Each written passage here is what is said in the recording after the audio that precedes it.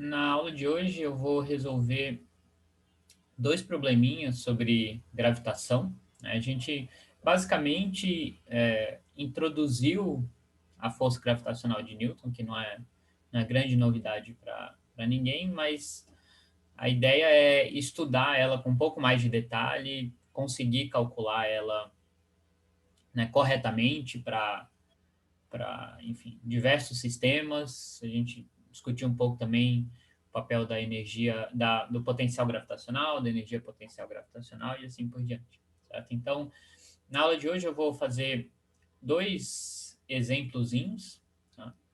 Que um é mais para a gente justificar algumas coisas que eu usei nos exemplos da aula, e um outro é um exemplo simplificado, mas que é uma aplicação interessante, tá? Então, o primeiro problema que a gente vai discutir, ele é relativamente simples, né? A ideia é calcular a força gravitacional total que a Lua sente devido à pressão da Terra, devido à presença da Terra, tá? Então, né, pode parecer uma, uma questão simples, ela, na verdade, não é muito complicada, mas o ponto é que a Lua é um objeto extenso, né? Não é uma partícula. Então, quando a gente estudou diversos exemplos, a gente sempre, né, estudou como é que a força que uma outra partícula, um outro objeto exerce em uma partícula pontual, certo? Agora a gente vai calcular qual que é a força exercida em um objeto extenso, certo? Então é a força que a Lua sente. A Lua não é uma partícula pontual, certo? E a gente vai fazer esse cálculo, e a gente vai ver que o resultado é relativamente simples. Na verdade, eu usei esse resultado quando a gente discutiu o fenômeno das marés, né, nas aulas, né? Então, a ideia é assumir que tanto a Lua e a Terra são esferas sólidas com uma densidade uniforme de massa. Na verdade, isso não é nem necessário, né? O que importa, o que vai ser importante para o nosso problema é que essas distribuições sejam esfericamente simétricas, né? Então, que não tenha um lado da Lua que tenha mais massa do que o outro, ou um lado da Terra que tenha mais massa do que o outro, tá? E aí tem os dados aqui, depois pede, né? Já que a gente calculou essa força gravitacional, vamos tirar alguma coisa disso. E aí pede para calcular o período de rotação da Lua em torno da Terra, né? Se a gente assumir que esse é um movimento circular uniforme, certo? Então, é uma simplificação, né? A Lua não faz exatamente um movimento circular uniforme, mas é uma boa aproximação, né? Então, a gente vai conseguir calcular qual que deveria ser o período da Lua em torno da Terra. A gente sabe que o período que a gente observa é da ordem de 27 dias, tá? Então, vamos fazer essa conta, né? A ideia é calcular qual é a força exercida sobre a Lua, a força total, certo? Tá aqui a Terra, eu vou escolher os meus eixos dessa maneira conveniente, porque aí, né, o meu vetor da Terra, né, que sai do centro da Lua e aponta para o centro da Terra, é um vetor D, está na direção do eixo Z, e aí eu vou ter um vetor Rzinho aqui, que é a posição de alguma partícula dentro da Lua, certo? Então, o que a gente sabe calcular, né? A gente já viu que se eu tiver aqui fora, para qualquer partícula aqui fora, a Terra vai parecer como se fosse uma partícula pontual com toda a massa aqui no centro, certo? Então, eu sei calcular qual a força exercida em qualquer partícula aqui fora devido à presença da Terra, certo? Em particular, uma partícula aqui. E o que eu vou querer fazer é somar a força sobre todas as partículas aqui na Lua, certo? Então, eu posso pensar que a Lua é feita de diversas partículazinhas, né? E aí eu quero saber qual é a força resultante que atua na Lua, certo? Obviamente, a gente vai pegar, né, pedacinhos infinitesimais de massa da Lua e aí integrar sobre todas né, sobre o volume da Lua, sobre todas as massas. Essa é a ideia, certo? Então, primeiro vamos calcular qual é a força exercida sobre uma massinha qualquer aqui dentro da Lua, tá? Então, a gente já viu como que a gente faz essa conta, né? Eu vou chamar essa massinha de um dm, já para a gente ter em mente que essa é um elemento infinitesimal de massa, né? Uma massa bem pequenininha. E a gente lembra que a força gravitacional é dada por menos g, o produto entre as massas, né? Então, eu tenho a minha massa aqui, dm, e aí eu tenho a massa da Terra, que eu vou chamar de mt, E aí eu mostrei para vocês como que a gente escreve isso vetorialmente, né? Se eu sei a posição da massa e a posição da Terra, ou do centro da Terra, eu sei como calcular isso, né? Isso é o vetor posição da massa menos o vetor posição da fonte que está gerando essa força gravitacional, que nesse caso é a Terra.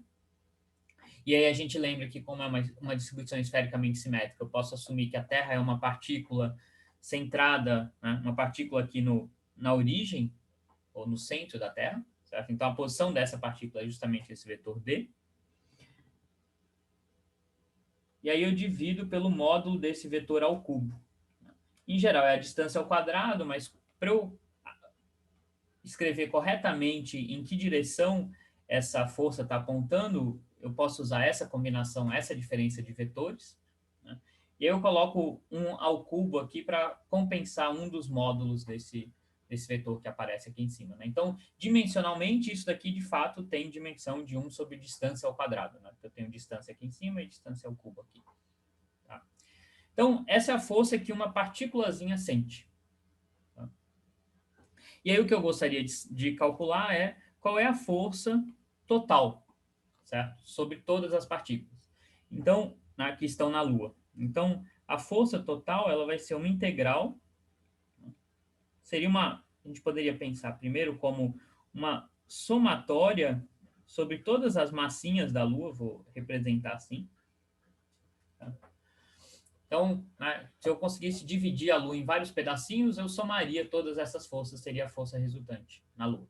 Certo? Só que, né, a gente quer, de fato, pedacinhos infinitesimais, então a conta correta aqui é, na verdade, fazer uma integral sobre todas essas forças. Tá?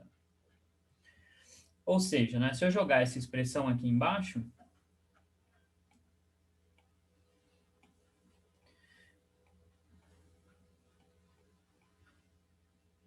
eu vou ter uma integral, isso aqui tudo eu posso tirar porque são constantes,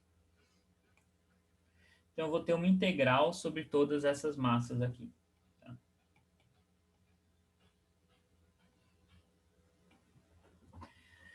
E aí, né, eu posso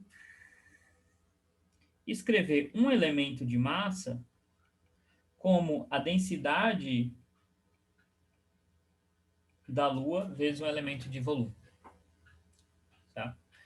E esse ρ é constante, essa é uma hipótese do enunciado, só para simplificar a nossa integral, certo? Então, eu vou assumir que essa é uma densidade constante da Lua, e aí eu integro sobre o volume. Certo? Então, eu vou integrar sobre todo o volume dessa esfera. Tá? Então, esse Rzinho aqui, ele vai variar sobre toda essa esfera aqui. E aí, por isso que eu escolhi o meu sistema de coordenadas de tal forma que a Lua esteja centrada na origem, porque simplifica um pouco a nossa integral. Tá? Então, se a gente fizer isso, tá? É exatamente isso que eu acabei de falar, a gente vai ter que essa nossa integral aqui, ela vai poder ser escrita como uma integral sobre um volume, o volume da Lua. Eu já vou tirar a densidade da Lua aqui, porque isso é uma constante. Eu tenho uma integral sobre esse volume. Certo? Então, nesse ponto, a gente chegou na integral que a gente tem que calcular. Tá? Então, agora o que a gente tem que fazer, e é isso que eu quero que vocês prestem bastante atenção na hora de resolver esses problemas, é fazer isso passo a passo. Né? Eu defini o meu sistema de coordenadas, escrevi, né, enfim, a quantidade que eu vou ter que calcular corretamente, e agora eu vou desenvolver matematicamente isso, né? Sem ficar pulando etapas, certo? É importante que a gente faça isso passo a passo para a gente não errar, né? Para não assumir alguma coisa que em princípio, nem sempre é válida. Tá? Nesse caso, a gente vai ver que o resultado é simples, mas eu vou fazer ele passo a passo para a gente, de fato, ver como é que a gente faz essa conta. Certo? E daqui para frente é basicamente manipulações, né, matemáticas com vetores e integrações. Tá? Então, primeira coisa que eu vou fazer aqui é especificar exatamente qual é o meu elemento, qual é o meu volume, né? Qual é o meu volume de integração. Certo? Então, a gente lembra que em coordenadas esféricas, o elemento de volume é r ao quadrado seno θ d φ d θ dr. né? Muito cuidado aqui, que agora eu estou integrando nessa variável R aqui. Né? Então, diferente das outras integrais que a gente fez antes, né, que era uma integral sobre a fonte que estava gerando a força, agora eu estou integrando sobre todas as partículas que estão sentindo essa força. Né? Então, antes eu tinha aquele R', né? Agora eu estou integrando de fato sobre todas as partículas que estão sentindo a força. Né? Eu estou fazendo uma somatória de forças. Tá? Então, esse é o meu elemento de volume em coordenadas esféricas, que é a mais adequada para tratar esse problema. Eu tenho os meus limites de integração. Né? Então, eu quero integrar sobre todo esse volume aqui. Né? Então, esse meu Rzinho, ele vai do zero até o raio da Lua, que eu vou chamar de Rzão L.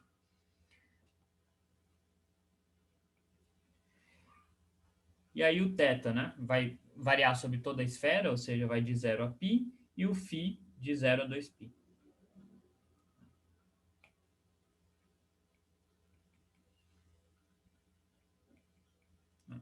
Então, né, escrevi o meu elemento de volume, defini os limites de integração, agora eu tenho que trabalhar esses vetores aqui. Mas eu já defini o meu sistema de coordenadas, certo? Então, o meu vetor R em coordenadas esféricas, né, a gente sabe que a gente pode escrever como R seno θ cosseno φ x chapéu, mais seno θ seno φ y chapéu, mais cosseno θ z chapéu. E o meu D, com aquela minha definição, ele, essa módulo de D, que é a distância entre o centro da Terra e o centro da Lua, esse é um vetor que está fixo, na direção de z chapéu, de acordo com o meu sistema de coordenadas aqui. E aqui uma observação importante. Tá? Vocês poderiam falar, em coordenadas esféricas, o meu vetor R é simplesmente Rzinho versor R, né? R chapéu. Só que eu tenho um problema aqui, né? Porque eu quero integrar isso daqui, certo? Esse vetor. Tá? Como é que a gente integra um vetor? A gente integra, né, termo a termo, ou componente a componente. Só que se eu escrever isso daqui em termos, né, de versores de coordenadas esféricas e não cartesianas, né? Então, se eu escrevesse isso daqui como um Rzinho R chapéu, esse R chapéu aqui, ele estaria mudando de ponto a ponto na minha integral. Então, ele não seria uma constante. Tá? E aí eu não posso fazer essa integral tirando esse Rzinho chapéu para fora da integral e integrando só sobre R. Está errado isso. Porque o R chapéu está mudando de ponto a ponto ao longo dessa integral. Não é uma constante. Tá? Então, qual é o truque, né, ou a maneira mais direta de fazer essa conta, né, quando eu quero realmente integrar um vetor, é escrever em termos de versores cartesianos. Porque eu sei que, independente do ponto que eu esteja na minha integral, esses versores sempre apontam para a mesma direção. Então, eu posso tirar eles da minha integral. Eles, de fato, são constantes. Tá? Então, essa é uma observação importante. Por isso que eu estou escrevendo esses vetores assim. Tá? Então, o vetor que me interessa, na verdade, é esse vetor diferença. Né? Então, ele vai ser simplesmente isso daqui.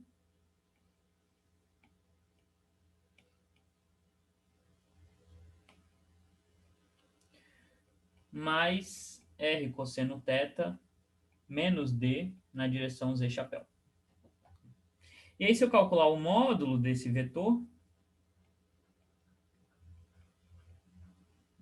calcular o módulo ao quadrado, depois a gente tira a raiz, né? É o módulo do primeiro, a gente sabe que o módulo do primeiro é Rzinho ao quadrado, o módulo do segundo, que eu estou chamando de D, né? Então é D ao quadrado, e aí eu tenho menos duas vezes o produto escalar de um vetor com outro.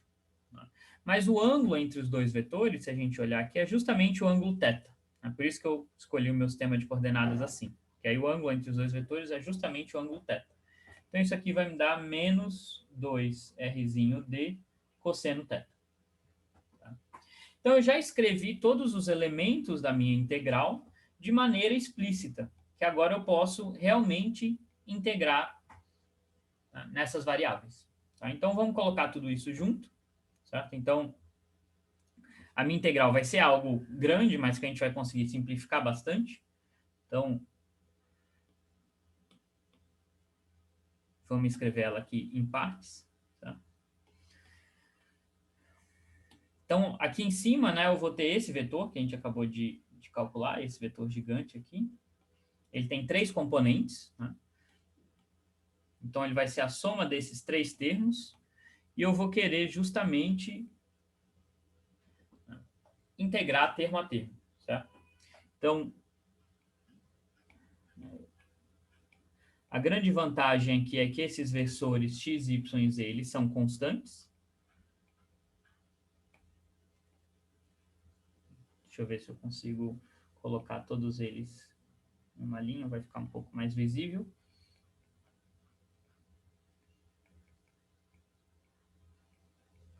Tá?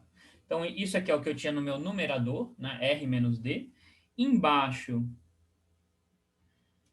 eu tenho o módulo desse vetor ao cubo, né? Então, o módulo é a raiz disso daqui. Então, isso ao cubo fica essa expressão aqui elevado a 3 meios. Então, tudo isso aqui elevado a 3 meios. Aí está aqui a continuação da minha expressão, não é uma expressão meio grande, mas esse é o meu elemento de volume. Certo? Então, é essa integral que a gente tem que fazer. Certo? Ela é uma integral não super simples, mas a gente vai ver que a gente vai conseguir resolver ela sem grandes problemas. Certo? E eu tenho, na verdade, né, eu posso separar ela em 3 integrais, porque eu tenho esse termo aqui, esse termo aqui e esse termo aqui. Tá? E, novamente, né, os versores x, y e z, eles são constantes, então eu posso tirar eles para integral, e aí, de fato, eu vou ficar com uma integral, por exemplo, o primeiro termo vai ser integral disso daqui. Tá? Então, o que a gente vai fazer é uma integral, primeiro a integral em φ. Tá? E aí a gente já vai ver que vários desses termos vão se anular. Né? Então,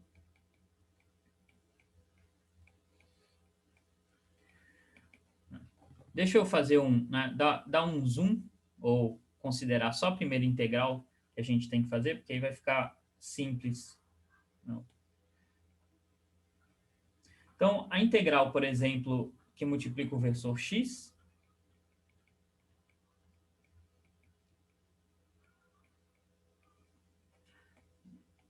é essa daqui. Eu vou integrar primeiro em φ, então tudo que não é φ, eu posso tirar da minha integral, certo? Então, essa integral aqui, eu posso escrever ela como integral, né, de 0 a RL, integral de 0 a π, e aí tudo que é constante eu tiro da integral, então aqui eu vou ter um R ao cubo, seno ao quadrado de θ, tudo que é constante, tudo que não depende de φ, R ao quadrado, D ao quadrado, menos 2D R cosseno θ 3 meios. Eu fico com uma integral de essas integrais aqui em dθ e dr, e eu fico com uma integral de 0 a 2π de cosseno de φ dφ. Tá? Então, né, nada disso aqui depende de φ, então eu fico só com essa integral de cosseno de φ dφ, só que o intervalo é de 0 a 2π, a gente lembra que a integral de cosseno é menos seno, ou na verdade é seno de φ, e aí se eu calculo isso de 0 a 2π, né, vai dar seno de 0 menos seno de 0, vai dar 0. Certo? Então, essa integral aqui, eu já sei que dá 0. Se eu fizer algo semelhante para a integral da componente y, chapéu, a gente vai ter algo totalmente análogo, a única diferença é que a gente vai ter um seno de φ aqui.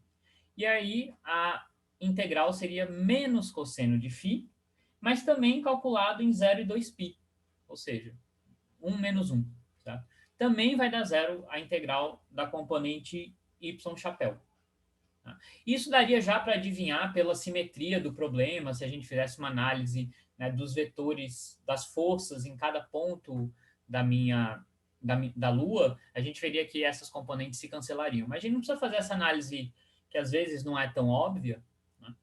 A gente pode realmente fazer a conta e ver que dá 0. Certo? Dá um pouquinho de trabalho, mas pelo menos a gente tem 100% de certeza do que a gente está fazendo. Então vai sobrar só a integral em z.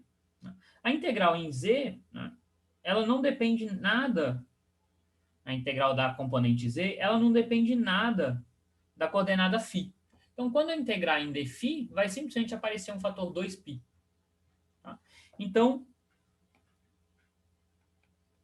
no final das contas, o que a gente vai ter que fazer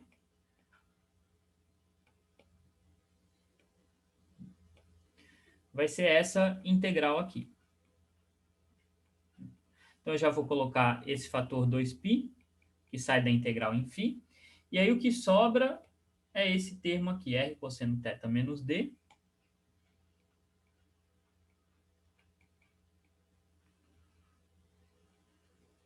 sobre r ao quadrado, mais d ao quadrado, menos 2rd cosseno θ, tudo isso elevado a 3 meios, e agora eu tenho a integral, né, r quadrado, seno θ, dθ dr. Então, agora eu tenho que integrar em θ, em r, e eu já sei o resultado, né, dessa integral, que o resultado vai estar na direção z chapéu, que é a direção em x e y se anular. E é o que deveria ser, né? Se a gente lembrar lá do sistema de coordenadas, a força deveria, de fato, estar no eixo z. A força resultante. Aí tem um truque, né, que a gente sempre faz quando a gente chega em integrais desse tipo, é definir uma variável, sei lá, eu chamo de t, como cosseno θ, porque aí dt vai ser seno θ menos seno θ dθ, certo? Então, isso daqui vira um menos dt. A minha integração seria de 1 até menos 1, mas com esse sinal aqui eu posso inverter a integração, então com uma integração de menos 1 a 1.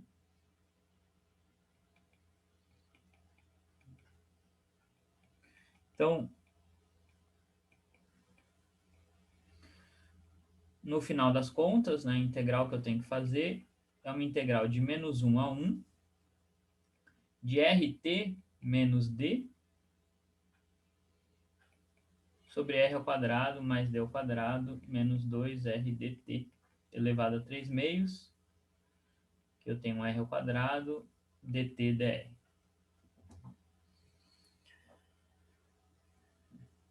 Eu posso fazer essa integral, não é difícil, né? Ela não é muito difícil de fazer, porque é uma integral de 1 sobre 3 meios, 1 sobre a mais bx elevado a 3 meios, ou então x sobre a mais bx elevado a 3 meios. Essa é uma integral que tem uma solução analítica não muito difícil. E aí, se a gente fizer essa integral, eu vou pular essas etapas, certo? A gente vai chegar na seguinte simplificação aqui, né? Lembrando que eu tenho que calcular ela de menos 1 a 1. Então, eu vou ter 2πg, mt, ρl, z chapéu. Eu vou ficar com a integral em RL de simplesmente menos 2 sobre d ao quadrado, r ao quadrado dr. Tá? Então, toda essa integral aqui, ela simplifica bastante para menos 2 sobre d ao quadrado, né? Lembrando que esse raio da Lua, né, ele é sempre menor do que d. Né? Então, todos os pontos que eu estou integrando, eles são sempre menores que a distância entre a Lua e a Terra. Né? Ou seja, a Lua não tem nenhuma interseção com o volume da Terra, senão essa integral seria diferente. Tá? Então, esse resultado é válido nesse regime. Então, essa última integral ela é trivial de ser feita, né? Aqui eu já vou cortar esses sinais aqui. Então, vou ter um 4π gmt ρl. Tudo isso vai estar na direção z chapéu, integral de... Né, aqui eu já posso tirar esse d ao quadrado também, que é uma constante. Então, fica uma integral de r ao quadrado dr. E essa integral dá r ao cubo sobre 3, certo? Então, isso aqui vai me dar 4π, deixa eu escrever assim, vai me dar gmt sobre d ao quadrado, ρl, aí eu vou ter o 4π, o rl ao cubo sobre 3. Né? Se eu calcular isso nos intervalos de integração, em um dá 0, no outro dá rl ao cubo sobre 3, que é justamente o raio da Lua. Tá? E tudo isso aqui na direção z chapéu. Né? A gente tem que sempre lembrar que a gente está calculando um vetor. Né? Então, a gente não pode esquecer da direção desse vetor. Tá?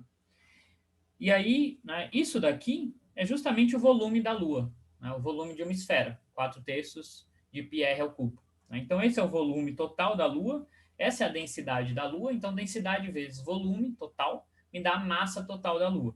Certo? Então, isso daqui é a massa total da Lua. Então, né, finalmente eu chego nesse resultado, né, depois de todas essas contas, a gente chega num resultado super simples, mas agora a gente provou ele.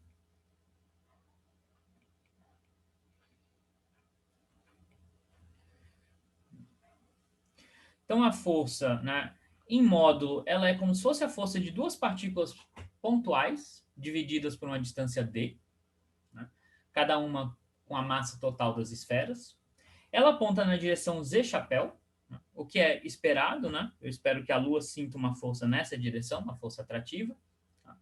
Ou seja, a atração entre duas esferas, né? Nesse caso a gente considerou duas esferas uniformes, mas não precisava ser. A atração entre duas esferas é equivalente a assumir que eu tenho duas partículas pontuais com a massa total da esfera no centro da esfera. E aí é trivial eu fazer essa conta. Né?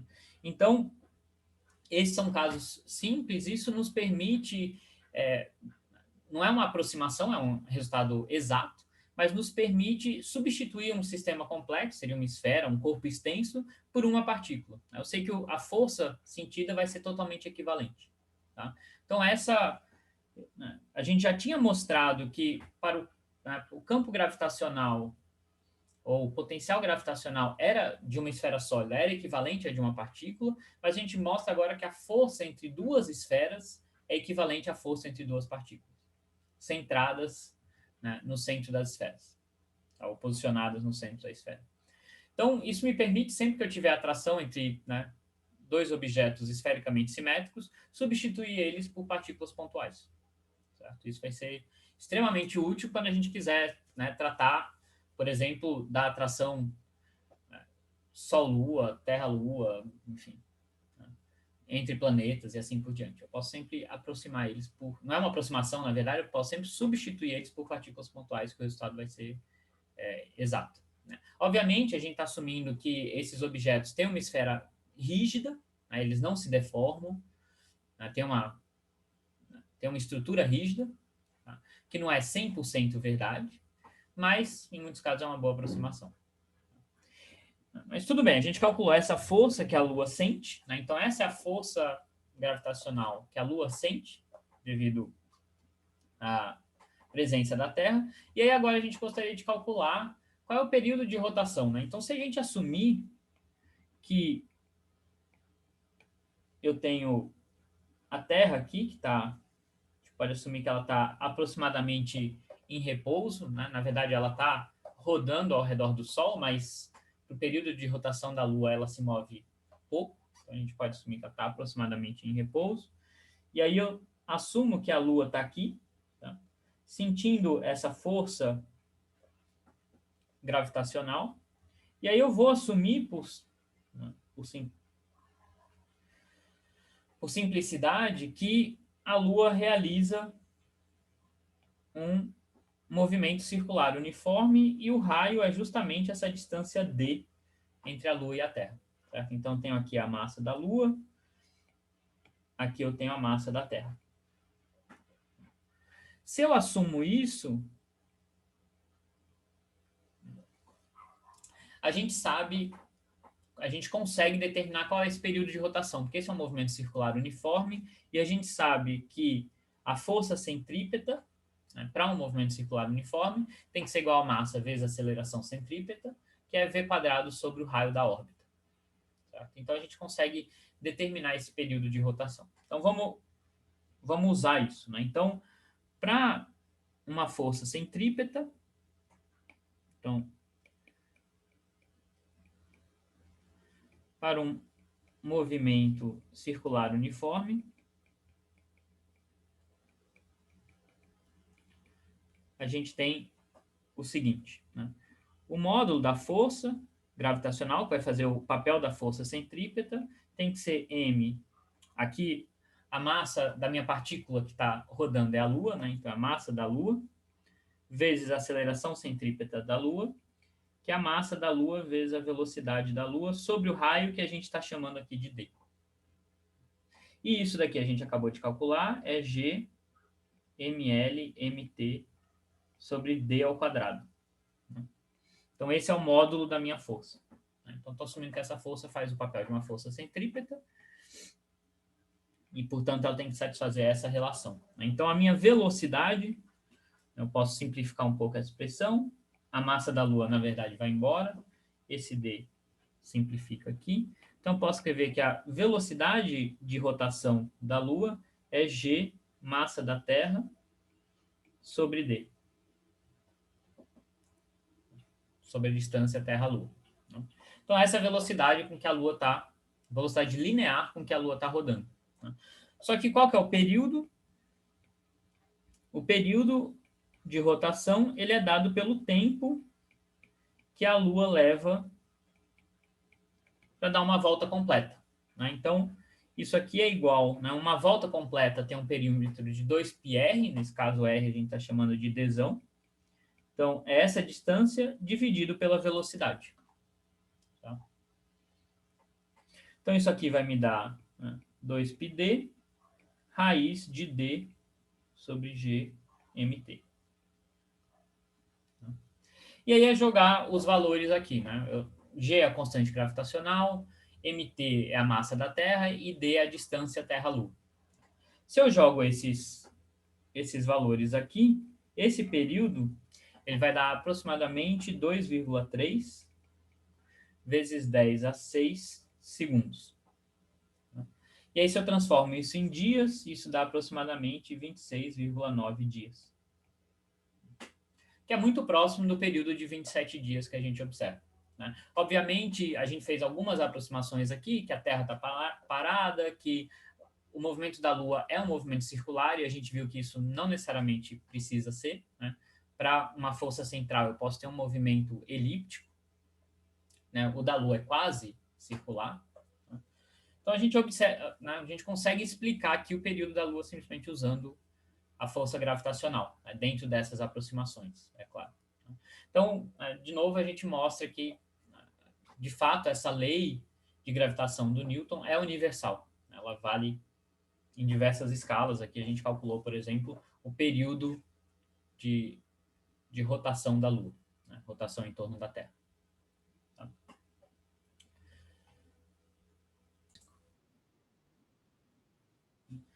Então, o segundo problema, ele é uma simplificação de algo que a gente observa no universo. Tá? E aí ele também vai assumir uma distribuição esférica, só para as contas ficarem mais simples. Tá? A gente vai assumir um modelo para uma galáxia, tá? Que ela é dado por duas esferas, certo? Uma com uma densidade muito maior, que representaria meio que o núcleo da galáxia. Então, tipicamente, em muitas galáxias, a gente tem um buraco negro e uma densidade de massa muito grande no centro da galáxia. Então, estaria representado por essa densidade ρA aqui, que eu vou assumir constante por simplificação também. Não precisaria, mas eu vou assumir constante. Então, eu tenho uma parte central da galáxia que tem uma alta densidade e depois a galáxia se estende até um certo raio, que eu estou chamando de B, com uma densidade menor. E aí, além desse raio, eu não tenho nada, certo? Então, quando a gente olha, a nossa galáxia não é exatamente assim, porque ela é mais próxima de um disco do que uma esfera, mas tem várias galáxias que são esféricas, tá? Ou são mais próximas de uma esfera. Então, isso seria uma maneira simples de modelar a distribuição de matéria que a gente observa nessas galáxias. Então, a gente consegue, enfim, olhando para a radiação que essas galáxias emitem, a gente consegue mapear a quantidade de matéria que a gente está vendo em cada região da galáxia, e esse seria um modelo aproximado para representar essa galáxia. Tá? E a gente vai querer calcular algumas coisas, tá? E tirar algumas conclusões desse modelo. Tá? Então, primeira coisa, vamos fazer partes por partes. Primeiro, vamos calcular o potencial gravitacional para um ponto fora do centro da galáxia, fora dessa região central, certo? Então, vou assumir que é um ponto R fora desse núcleo da galáxia, certo? Então, ele pode estar nessa região de mais baixa densidade ou ele pode estar fora mesmo da galáxia. Primeiro é calcular esse potencial gravitacional. Depois, calcular a força exercida para uma estrela que esteja a uma distância do centro dessa galáxia, que pode estar, né, dentro da galáxia ou bem na borda. E aí depois a gente vai calcular, vai ser um cálculo muito parecido com o que a gente acabou de fazer, a gente vai calcular qual é a velocidade de rotação dessa estrela, né, em torno do centro da galáxia. Né. Isso também a gente consegue medir experimentalmente. Certo? A gente consegue observar a radiação emitida por uma estrela, e a gente sabe que existe o efeito Doppler, né? Se essa estrela estiver se movendo com relação a gente, essa radiação vai sofrer uma mudança do comprimento de onda. Então, se imagina que a estrela está rodando aqui no plano da galáxia, quando ela estiver indo nessa direção, ela está se afastando da gente, então a gente vai ver um desvio para o vermelho, quando ela estiver nessa região, ela está se aproximando da gente, está andando na nossa direção, vai ter um desvio para o azul. Tá? Então, medindo esses desvios, a gente consegue estimar qual é a velocidade de rotação dessa galáxia. E aí a gente vai ver as consequências disso. Mas primeiro vamos calcular essas contas, que de novo são muito parecidas com as contas que a gente já fez, então vou passar um pouco mais rápido. Tá? E então calcular o potencial gravitacional e a força. Então vamos lá. Então, o nosso modelinho para a galáxia é esse daqui. Certo? Então, tem uma região de alta densidade, uma região aqui de mais baixa densidade, e aí depois eu assumo que a densidade é zero. E aí, para eu calcular o potencial gravitacional, a gente lembra que é, né, para um ponto qualquer, eu vou assumir que ele não está aqui dentro, ou ele está aqui, né, ou ele está aqui, ou ele está aqui fora. Então, eu vou ter que tratar esses dois casos separadamente. Mas para um ponto qualquer, eu sei que eu posso escrever o potencial gravitacional gerado por essa distribuição de massa nesse ponto, usando essa integral. Sabe? Então, é importante a gente entender o que é cada uma dessas variáveis nessa integração. Né? Então, R é o ponto onde eu quero calcular o meu potencial gravitacional. Em geral, a gente assume um ponto arbitrário. R' são os pontos da fonte, né? São as massas que estão gerando esse potencial gravitacional. Então, eu vou somar sobre todas essas massas, vou integrar sobre R'. E aí, nesse meu exemplo aqui, eu tenho duas regiões de integração, né? Porque essa densidade ela é constante, mas ela é constante, né, tipo um potencial integral. Né? Ela é maior até um raio A, e depois tem um outro valor até um raio B, e depois é zero. Né? Então, eu posso, essa integral sobre... Então, esse R' eu vou ter que variar. Eu vou usar de novo coordenadas esféricas, porque a minha distribuição é esférica. Então, eu vou ter que variar entre... Né, φ entre 0 e 2π, θ entre 0 e π. E aí o raio eu vou ter que variar primeiro de 0 até A, assumindo uma densidade constante ρA, e depois de A até B, assumindo uma densidade constante ρB. Então eu tenho que quebrar a minha integração no raio em duas regiões, né? Porque essa minha densidade é constante nessas duas regiões. Então são essas duas integrais que eu vou ter que fazer aqui. E aí, tem algumas, de novo, escolhas que eu posso fazer para simplificar o meu problema, mas depois a gente pode generalizar isso, que é, por exemplo, como esse ponto aqui, né, imagina que eu estou calculando o potencial gravitacional nesse ponto, ele é equivalente, ou ele tem que ser igual a qualquer outro ponto a uma mesma distância da origem. Porque todos esses pontos são equivalentes, que a minha distribuição é esfericamente simétrica. Né? Então, não tem por que o potencial aqui ser diferente do potencial aqui se eles estão à mesma distância do centro da origem. Então, basta que eu calcule, só para simplificar as minhas contas, o potencial, por exemplo, em um ponto do eixo Z. Aí eu posso generalizar para qualquer outro ponto. Então, a gente vai assumir que esse Rzinho, o ponto que a gente está escolhendo para calcular esse potencial, vai estar no eixo Z, mas a gente vai conseguir generalizar isso para qualquer ponto. Né? Porque o potencial, a gente sabe, por ser uma distribuição esfericamente simétrica, ele só vai depender da distância à origem. Então, se a gente fizer essa hipótese, né, de que o meu raiozinho está na direção do eixo Z, o que eu preciso, né, a gente vê que essa integral aqui é muito mais fácil do que a integral da força que a gente fez antes. Né? Eu só preciso calcular o módulo da diferença entre esses dois vetores. E aí eu escolho no eixo Z, porque aí o ângulo entre os dois vetores é justamente o ângulo θ' de integração. Então, se o meu vetor R ele está aqui justamente no eixo Z, o ângulo entre o R' e o R é justamente a variável esférica, ou a coordenada esférica θ' que eu vou querer variar. Certo? Então, é por isso que simplifica um pouco as nossas contas. Então, agora o que a gente tem que fazer é calcular aquelas integrais. Certo? Então, por exemplo, a gente tinha uma integral de 0 a A, uma integral de 0 a 2, de 0 a π, uma integral de 0 a 2π, de um ρA constante dividido por esse módulo aqui.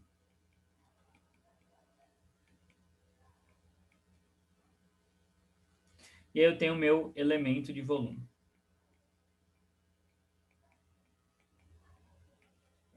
E aí, de novo, vai fazer todos os passos que a gente já fez algumas vezes, a integral em φ aqui, em φ', vai dar um fator 2π, porque o integrando não depende de φ'. Aí eu faço aquele truque de trocar cosseno de θ' para uma variável t, aí faço a integral em θ', e aí por último eu tenho que fazer uma integral em R'. Certo? Todas essas integrais são idênticas às que a gente fez em outras situações. Certo? Então, vou colocar direto o resultado aqui. Isso aqui vai dar um A ao cubo sobre 3. E essa integral, é importante na hora de calcular essa integral, eu discuti isso em aula também, é analisar qual o valor desse R. A gente lembra que a integral, quando a gente faz essa integral, tem um módulo de R menos R'. Nesse caso, o meu R é sempre maior do que o R', porque eu estou assumindo um ponto que está fora dessa casca esférica dura. Certo? No final das contas, o que a gente está encontrando aqui é que esse potencial, ele é como se fosse de uma partícula centrada na origem, já que eu estou fora dessa distribuição esférica, eu estou assumindo que eu estou fora dessa região aqui, eu poderia ter direto falado, fora dessa região eu sei que isso daqui vai parecer como uma partícula centrada na origem. Chegaria exatamente nesse resultado aqui. Quando eu for fazer a segunda integral, agora é uma integral de A até B, nessa região do espaço aqui. Aí sim, eu vou ter que tomar cuidado para saber se eu estou dentro da minha esfera ou fora da minha esfera. Certo? Então, a outra integral vai ser uma integral de A até B, e aqui a densidade, a gente lembra que é uma densidade menor, ρB. E aqui sim, eu vou ter que analisar se eu estou dentro ou fora da minha esfera. Se eu estiver fora, se esse ponto R aqui de fato estiver aqui fora, a gente sabe que essas duas esferas vão parecer como partículas pontuais. Tá? Eu tenho que tomar um pouco de cuidado, porque a massa dessa segunda esfera aqui, a massa total, ela é dada por essa casca, não é bem uma casca, mas por esse anel esférico.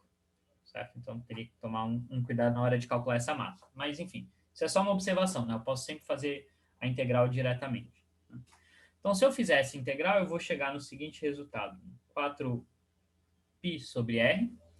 Aqui eu vou ter um B ao cubo sobre 3 menos A ao cubo sobre 3. Isso daqui, na verdade, me dá exatamente... Isso aqui me dá exatamente o volume daquela região, daquele anel esférico. Certo? Então, se eu multiplicar isso daqui por ρB, isso me dá exatamente a massa daquela região. Certo? Mas isso só é válido se eu estou fora da minha galáxia. Se eu estiver dentro, aí eu tenho que fazer essa integral, que também não é difícil, eu vou chegar nessa expressão aqui. Uma expressão um pouquinho mais complicada.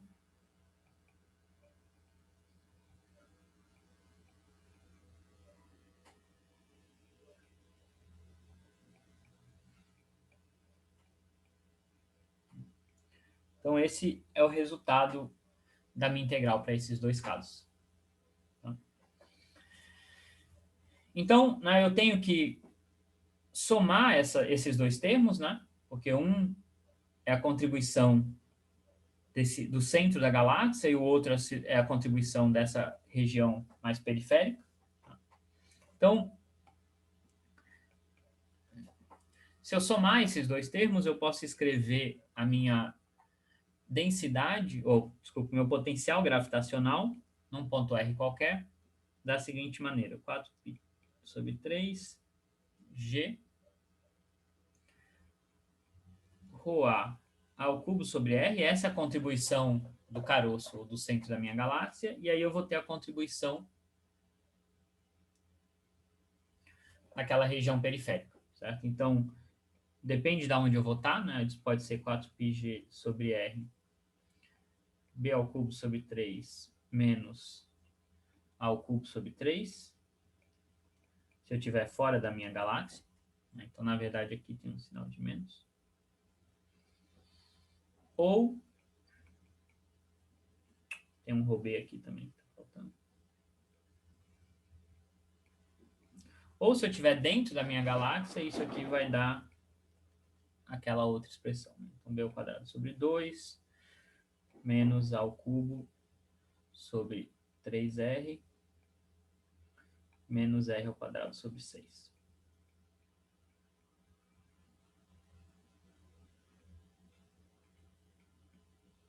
Então, se eu estiver dentro da minha galáxia. Então, tem essas duas possibilidades para o meu potencial. Né? Se eu estou fora, isso aqui de fato vai ser como se fosse a massa total da galáxia, né? Na origem. Certo? Se eu estiver dentro da minha galáxia, né, eu vou ter uma expressão mais complicada aqui. E agora a gente quer saber, né, se eu tenho, então, uma estrela, né, ou fora da galáxia, né, ou dentro dessa região periférica da galáxia, qual é a força que essa estrela sentiria? Tá? A gente calculou o potencial gravitacional, não foi por acaso, é porque é muito mais fácil calcular ele primeiro antes de calcular a força. Tá? Então, a minha força para uma estrela de massa mzinho vai ser menos m, o gradiente do meu potencial. E o meu potencial ele só depende de Rzinho, como a gente já tinha intuído, né? Ele não depende nem de θ nem de φ. Tá? Então, esse gradiente vai ser menos m dφ dr na direção de R chapéu. E aqui a gente sabe que a gente vai ter uma força central como esperado. Tá? Então, o que eu tenho que fazer é simplesmente pegar essa expressão aqui em cima e derivar com relação a R, né? Multiplicar por m e incluir um sinal de menos. Certo? Então, se eu faço essa conta, eu vou ter a seguinte expressão para a minha força. Se eu estiver fora da minha... Se eu estiver fora da galáxia, a gente já sabe, né? Tudo isso vai parecer como se a galáxia fosse uma partícula pontual com a massa total na origem. Então, se eu fizer essa conta, dá para mostrar que isso aqui vai ser como se tivesse como se a galáxia fosse uma partícula de massa mg na origem. Certo? Então, isso aqui é se eu estiver fora da galáxia. Se eu estiver dentro da galáxia, a situação é mais complicada um pouco. Isso aqui vai me dar 4/3 de G, mzinho sobre R ao quadrado. E aqui eu vou ter, né, já simplificando um pouco as expressões, ρA menos ρB ao cubo, mais ρB R ao cubo.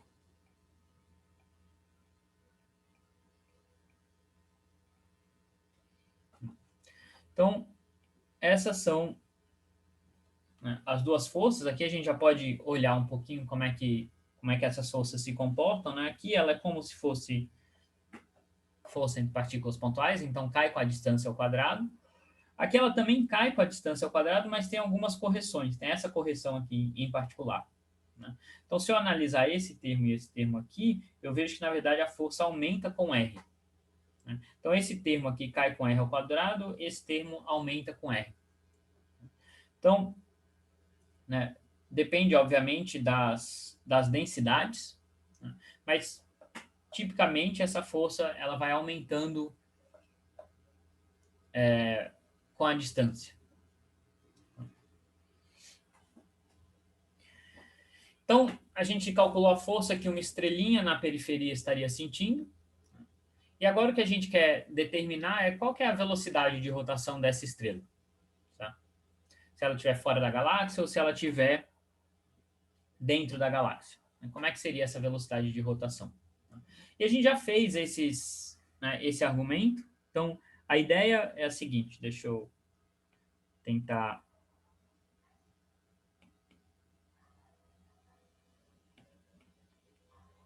representar a situação graficamente aqui. Então, a gente imagina que a gente tem uma estrela ou aqui fora, e ela está realizando um movimento circular uniforme. Meu desenho aqui não está super correto, essas circunferências tinham que estar centradas, mas enfim, imagina que é isso que está acontecendo. Então tem uma estrela que ela, devido à força gravitacional que ela sente, ela vai rodando em torno do centro da galáxia. E a gente quer determinar essa velocidade. Aí a gente faz exatamente o mesmo truque que a gente fez quando a gente calculou o período da Lua. Certo? A gente sabe que a força gravitacional que está fazendo o papel dessa força centrípeta, certo? Se esse é um movimento circular, né, e de novo, a gente está assumindo que é um movimento circular e não elíptico, né, mas se esse é um movimento circular, o módulo dessa força tem que ser a massa da estrela, velocidade da estrela ao quadrado, sobre o raio da órbita. Né? E o raio da órbita aqui é justamente a distância entre a estrela e o centro da galáxia, que a gente tem chamado de Rzinho.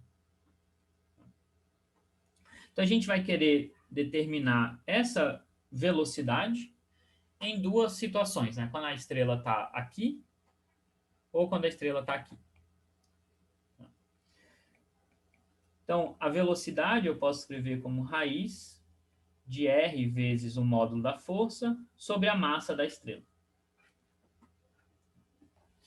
E aí, de novo, né, eu vou usar esse resultado aqui de cima para discutir as duas situações. Então, aqui, acabei de ver que faltou um R chapéu aqui.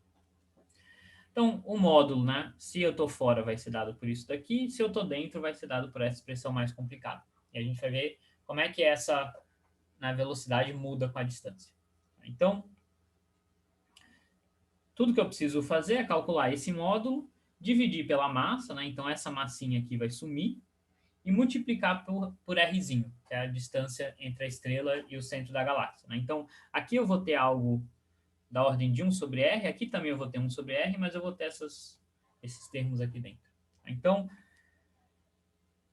se eu fizer essa continha simples, eu vou chegar aqui para uma estrela fora da minha galáxia. Isso aqui deveria dar algo que cai com 1 sobre a raiz de R. E se eu estiver dentro da minha galáxia, eu vou ter uma expressão um pouquinho mais complicada. Eu vou ter raiz de ρA menos ρB ao cubo sobre R, mais um ρB R ao cubo. Certo? Então, eu tenho dois termos, um que cai com R e um que... Oh, aqui não é R ao cubo, aqui é R ao quadrado, né? Porque eu tenho que multiplicar por esse Rzinho.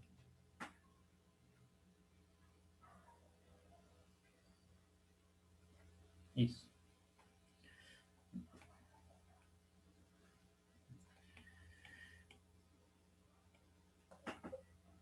Então, é isso que a gente esperaria, certo? Que se eu estou com uma estrela fora, né, a gente poderia pensar, como é que eu posso ter uma estrela fora da minha galáxia? Eu posso pensar que eu tenho a minha galáxia tem uma região super densa aqui, e é uma região bem menos densa, e eu tenho uma região praticamente sem densidade, com pouquíssimas estrelas aqui fora. Então, eu poderia olhar para essas estrelas bem na periferia e analisar a velocidade delas e ver se, de fato, elas caem com 1 sobre o raio, 1 sobre a raiz do raio. Né? E notem que eu nem preciso, em princípio, saber qual é a massa da galáxia. Né? Desde que eu saiba que a estrela está relativamente, né, numa região fora da galáxia, ou numa região muito menos densa, eu sei que essa velocidade tem que diminuir com 1 sobre a raiz do raio. Se ela estiver dentro, a gente vai ver que, na verdade, por causa desse termo R ao quadrado aqui, ela vai a velocidade dela vai aumentar. Então, conforme ela for andando aqui, a velocidade dela vai aumentando. Então, se a gente fizer esses gráficos, deixa eu...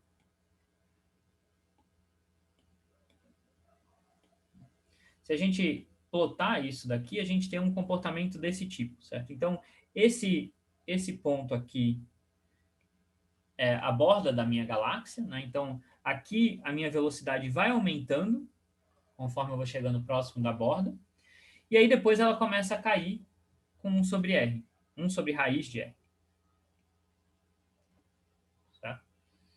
Então, isso aqui é quase como proporcional a R, é quase linear, e depois cai com 1 sobre raiz de R. E isso é algo que a gente, como eu falei para vocês, a gente consegue medir essa velocidade dessas estrelas, né? Usando esse efeito Doppler de desvio para o vermelho ou desvio para o azul. E aí, essa é uma medida bastante interessante, porque quando a gente olha, tá aqui os dados experimentais para 4 galáxias diferentes, isso são medidas já antigas, a gente já sabe, né, desse comportamento há um bom tempo. Quando a gente olha para esses dados experimentais, tudo bem que a gente fez um monte de simplificações aqui, né? Obviamente dá para fazer uma modelagem melhor da distribuição de matéria da galáxia, mas ainda assim, se eu estou nessa região periférica, eu sei que a galáxia, não interessa como seja a distribuição dela, desde que seja esfericamente simétrica, ela deveria aparecer como uma partícula pontual. Então, sempre deveria ter esse comportamento que cai com 1 sobre raiz de R aqui. Tá? Mas quando eu olho para essas curvas, eu vejo que, de fato, tem uma região onde a minha velocidade aumenta, e depois essa velocidade fica quase constante. Ela não tem esse decaimento com 1 sobre a raiz de R como a gente esperaria. Então, a gente poderia...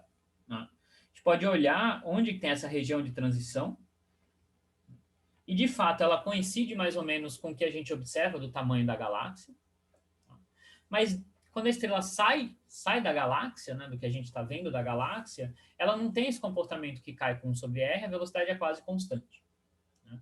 E essa foi uma das primeiras evidências de que essa distribuição de massa da galáxia que a gente está assumindo, ela está errada. Tá? Então, esse modelinho simples aqui que a gente assumiu, né, ele não está correto. E até aí tudo bem, né? A gente poderia falar, tá, a galáxia pode ter uma distribuição diferente. Mas o ponto é que a gente pode olhar onde está a galáxia, né? A gente pode, em diversas situações, medir onde está sendo emitida a luz, né, nessa galáxia. Por mais que eu tenha, né, uma densidade mais rarefeita de massa aqui, eu vou ter estrelas, eu vou ter nuvem de poeira, eu vou ter matéria que vai emitir radiação. Então, eu posso, de maneira independente, medir qual é o tamanho da galáxia. Tá? Então, eu posso saber qual é a região que eu deveria ter esse comportamento. É só eu olhar para uma estrela que está fora dessa região de maior densidade da galáxia, que eu consigo observar diretamente através da radiação emitida pela galáxia. Mas quando a gente olha essas curvas, a gente vê que isso não acontece. Mesmo para uma estrela fora da galáxia, ela mantém, na verdade, uma velocidade quase constante, não que decai com 1 sobre raiz de R. E aí isso levou à primeira evidência de que a galáxia é algo mais complexo, e, na verdade, ela está preenchida, ou ela está imersa, se a gente quiser pensar, numa região que tem uma matéria adicional aqui. Tá? Então, quando a gente olha para a galáxia, a gente vê radiação sendo emitida só dessa região, mas tem uma outra massa aqui que não está emitindo radiação nenhuma, mas que é responsável por esse comportamento. Né? Então, se eu estou dentro dessa distribuição de massa aqui, o comportamento não vai ser mais com 1 sobre raiz de R. Só que essa é uma massa, né, essa massa aqui que eu estou representando por essa cor cinza claro, a gente sabe que ela está lá, porque a gente vê esse comportamento da velocidade das estrelas, mas a gente não consegue enxergar ela não emite radiação nenhuma. Tá? E aí, né, daí vem o nome de que isso daqui, né, é chamado de matéria escura. Então a gente sabe que o efeito gravitacional dela está lá, ela tem uma massa, mas ela não emite nenhuma radiação. Então a gente sabe que ela não tem carga elétrica e ela não interage, ou ela interage de uma maneira muito fraca com os elétrons, os prótons que estão na galáxia. Tá? Essa foi uma das evidências, tem diversas outras evidências. E aí a última coisa que eu queria discutir com vocês é como é que será que é essa distribuição aqui? Eu vou chamar de um Rho key, às vezes a gente chama matéria escura por essa letra aqui, é só uma convenção. Tá? Então, como é que deveria ser essa distribuição de massa invisível que a gente percebe por causa desse efeito gravitacional nas estrelas, mas que a gente não consegue enxergar diretamente? Como é que deveria ser essa distribuição para eu ter um comportamento quase linear? Então, isso é, na verdade, a última questão desse... Né, é o último item dessa questão, que é, vamos assumir, e obviamente eu estou assumindo a resposta que vai dar certo, certo? Mas vamos assumir que essa distribuição é uma distribuição que cai com R ao quadrado. Tá? Então, não é uma distribuição constante, tá? Mas ela vai caindo com R ao quadrado. Tá? E aí, o que a gente tem que fazer, o que a gente quer fazer no final das contas é, se eu tenho essa distribuição aqui, que cai com R ao quadrado, né, e obviamente essa distribuição tem que acabar em alguma região, então eu vou assumir que ela vem até uma região aqui que tem um raio C, mas muito maior do que onde estão as estrelas, né? Então as minhas estrelas estão sempre dentro dessa região aqui, estão sempre dentro da minha matéria escura. Então, se eu tenho agora essa densidade de massa adicional, como é que seria essa velocidade? Né? Será que a gente consegue descrever esse comportamento? Tudo que a gente precisa fazer é adicionar essa densidade ao cálculo do potencial gravitacional para derivar a força e assim por diante. Mas, enfim, é só calcular agora, em vez de uma densidade constante, vai ser uma densidade que cai com R ao quadrado. Então, é só a gente fazer essa conta. Tá? Como o potencial é aditivo, né, porque as densidades se somam, então basta eu calcular essa contribuição e somar com o que eu já tinha calculado antes. Tá? E aí eu vou estar interessado, obviamente, nessa região problemática, onde as minhas estrelas estão fora da galáxia visível, mas dentro da matéria escura. E aí eu quero ver se para essas estrelas, essa densidade aqui vai me dar uma velocidade aproximadamente constante. Então, o que a gente tem que fazer é, de novo, aquela mesma conta que a gente fez antes, mas agora a minha densidade, ela tem uma dependência com 1 sobre R' ao quadrado. Ela cai conforme eu vou me afastando da origem. E ela vai até um raio C, que eu estou assumindo bem grande. Então, quando eu for fazer essa integral, eu, de novo, tenho que quebrar, enfim, eu vou fazer todos aqueles passos, né? Integrar em φ, integrar em θ. E aí isso aqui vai me dar menos 2πg ρ0 b quadrado. E aí vai sobrar a integral em C de 1 sobre R'. E aqui eu vou ter R' mais R menos módulo de R menos R'. Né? Isso aqui vem da integral em θ' ou em T.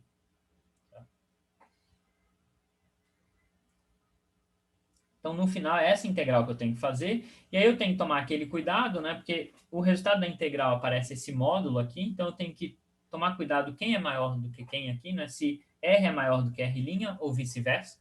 Tá? E o R' está variando de 0 até C. Tá? Então, eu vou ter uma região de 0 até R, onde o R' é menor do que R. E depois de R até C, onde, na verdade, o R' é maior do que R. Então, eu tenho que quebrar essa integral em duas partes. Uma de 0 até R, e aí eu sei que quem vai ganhar aqui é sempre o R, né? O R sempre vai ser maior do que o R' nessa região.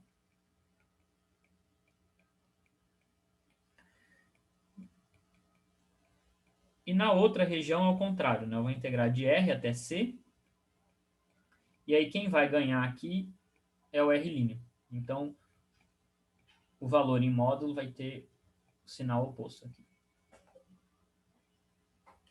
Então, tem essas duas regiões de integração, tem que fazer essas duas contas, né? Nesse caso Professor, eu aqui... acho que tá com o mesmo sinal aqui, Ah, tá, do de obrigado. cima. Obrigado, de fato. Aqui o R' é que é maior do que R. Pronto, agora está correto. Isso. Então, nesse primeiro termo, né, esses R's vão se cancelar e vai sair aqui, dentro desse parênteses, um 2R', tá? Que vai cancelar com esse R' aqui. Tá? Então, vai ficar uma integral de uma constante. Nesse segundo intervalo de integração, na verdade, os R' se cancelam. Isso aqui vai sobrar um 2R, tá? Que vai cancelar esse R aqui. E, portanto, vai ficar uma integral de 1 sobre R', que vai me dar um log. Então, o resultado dessas duas integrais aqui vai ser o seguinte. Menos 4πg ρ0 b quadrado 1 mais log de C sobre R. Certo? Então, tem uma integral que dá uma constante e uma integral que dá um log. Então, essa, na verdade, é a contribuição para o potencial da matéria escura. Certo? Então, se a gente vê que, por assumir aquela distribuição, né, com 1 sobre R ao quadrado, não é mais uma distribuição uniforme, o meu potencial tem uma dependência diferente. Né? Ele tem uma dependência logarítmica. E aí eu quero, né, tudo isso eu quero fazer para calcular qual é a força agora que essa estrela sente. Né? Então, essa estrela ela vai sentir uma força devido à região visível da galáxia, que é aquela que a gente calculou anteriormente. Então, eu posso mais uma força devido à presença da matéria escura, que é esse potencial que a gente acabou de calcular. Na verdade, o potencial gravitacional total é a soma dos dois. Então, eu posso escrever isso como gradiente da soma, que é a soma dos gradientes. É a força de um mais a força do outro. As forças são aditivas. A força gerada pela galáxia como um todo, né, lembrando que a gente está assumindo uma estrela que está fora dessa região visível da galáxia, é aquela força entre partículas pontuais. Que a gente já tinha calculado antes. A força gerada pela matéria escura, o que eu tenho que fazer é fazer a derivada desse log, né, que vai dar 1 sobre R. Certo? Então, isso aqui vai me dar essa expressão aqui, 4πg, ρ0, a massa da estrela, b quadrado sobre R na direção R chapéu. Então, a força que a galáxia visível faz cai com R ao quadrado, a força que a matéria escura faz cai com 1 sobre R. E a gente está assumindo sempre que a estrela está naquela região fora do visível, mas dentro da matéria escura. E aí a gente faz o mesmo cálculo de novo. Né? A gente faz a velocidade de rotação da estrela é dada por R, módulo dessa força sobre M, só que agora essa força é mais complicada, porque ela tem essas duas componentes. Tá? E aí isso aqui vai me dar raiz de G mg sobre R. Esse é o comportamento, né, que a gente tinha observado antes, que a velocidade deveria cair com 1 sobre o raio. Mas esse segundo termo, quando eu multiplico por R, vai cancelar esse Rzinho aqui. Então, isso vai me dar 4πg ρ0 b quadrado. Então, conforme eu vou me afastando do centro da galáxia, esse termo vai ficando cada vez menor, mas esse aqui é um termo constante. Então, de fato, se eu assumir essa distribuição, eu vejo que para um raio muito maior que o raio da galáxia, isso aqui vai para uma constante.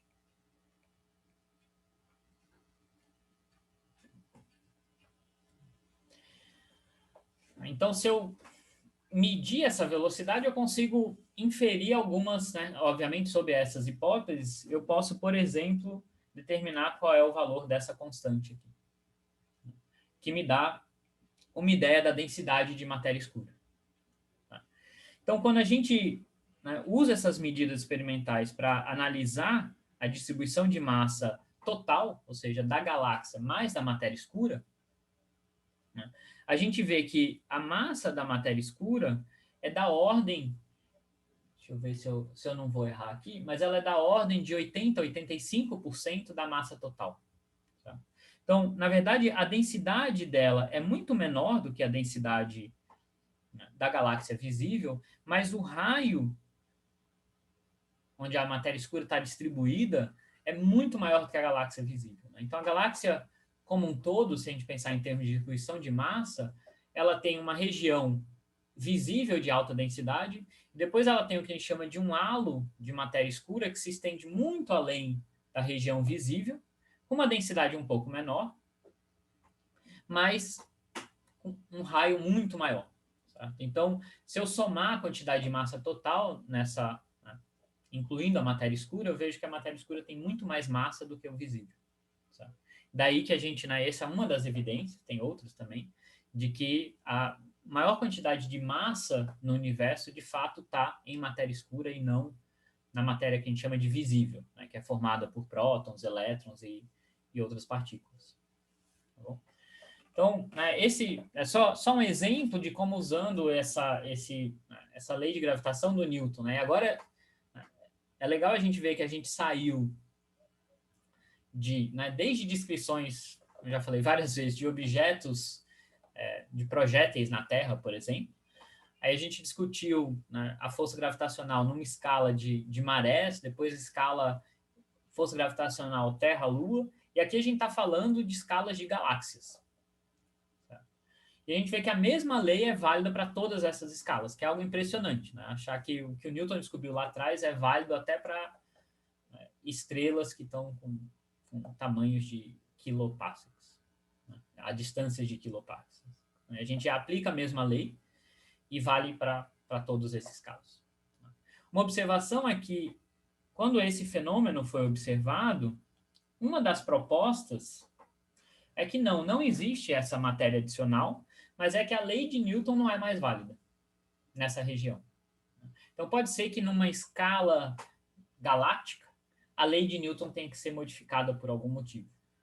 Hoje em dia, a gente sabe que isso é bem pouco provável, porque existem várias outras evidências de matéria escura. Então, aparentemente, a lei de Newton é sim válida, mas tem essa massa que a gente não consegue observar aqui.